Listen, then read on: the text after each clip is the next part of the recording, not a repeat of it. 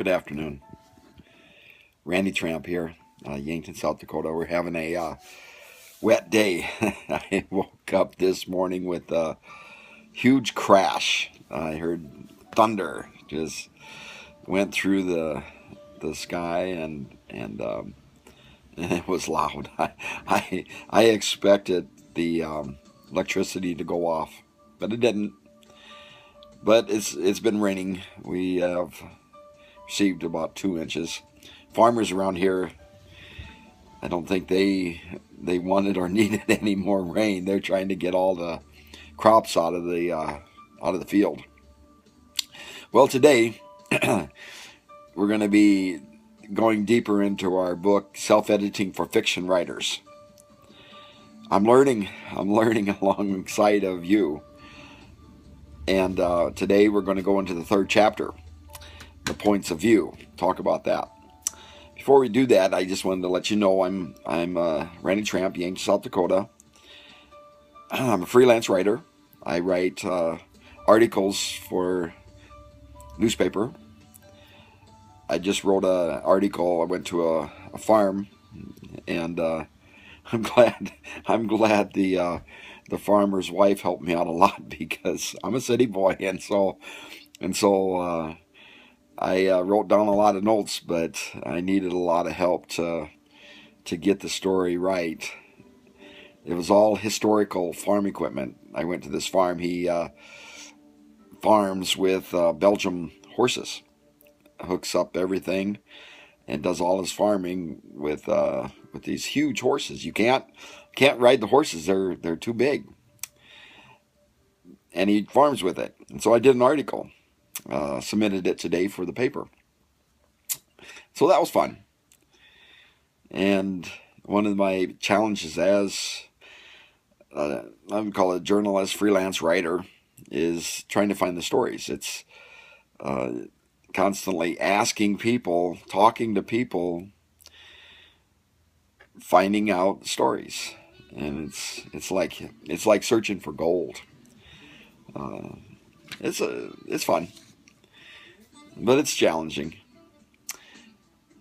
and so that's what I do. And I'm in the process of writing a book, and I'm getting myself prepared for NaNoWriMo. I'm excited about it. I've outlined. My outline is nearly done, and I'm prepared for November 1st. To start those first words. Well, let's get into the book. Self-Editing for Fiction Writers. I want to read a first part. Like I said, it is point of view that we're going to be discussing. I've got my paint shirt on. I used to work at a federal prison. I got my paint shirt on. I had it on yesterday. So if you see me yesterday and wondered, hey, he's got the same shirt on, I just use it. I just use it when I paint, and I'm going to be painting in a little bit. I'm painting my living room. Point of view. Want some butter cake? Julie asked, going to the crock. No, sir, Joe said. He hated buttermilk.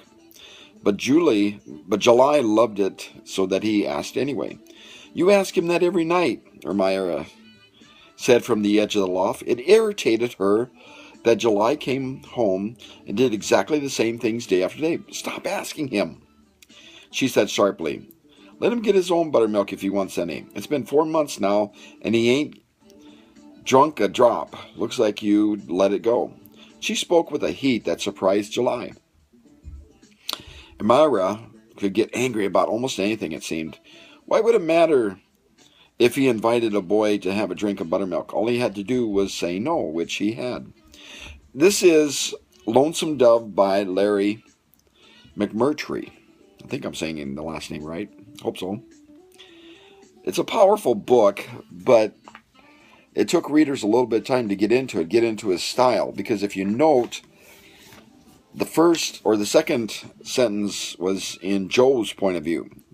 The third was in Elmira's, and the last one was in July's. And so we went through 3 different points of view, and that can be confusing.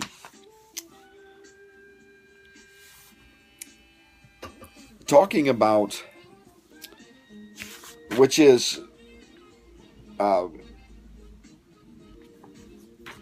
want to talk to, first off, there's 3 different main points of view, and that is first person, third person, and omniscient. First person, I. The character. There's some advantages to writing in first person. I haven't written in first person. One day I may. I like some of the books, and we'll talk about that in a little bit, that have written in first person. It has an intimacy. You can get inside the head of the character. But there's also some drawbacks also to it. You can only see what that person sees. Now there's a way around that. You could go ahead and write first person in many different through the eyes of different characters.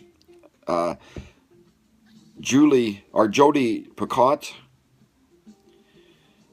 writes House Rules, and it is a fantastic book.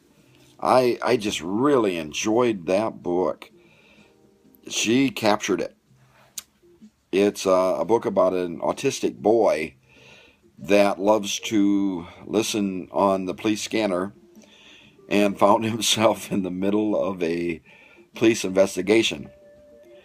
It's incredible. Each chapter she has a name, and that name, it's all written in first person. That name is that person speaking. And I found myself, as I'd read one chapter, I found myself, I can't wait till the next character, I get their point of view, his point of view, her point of view.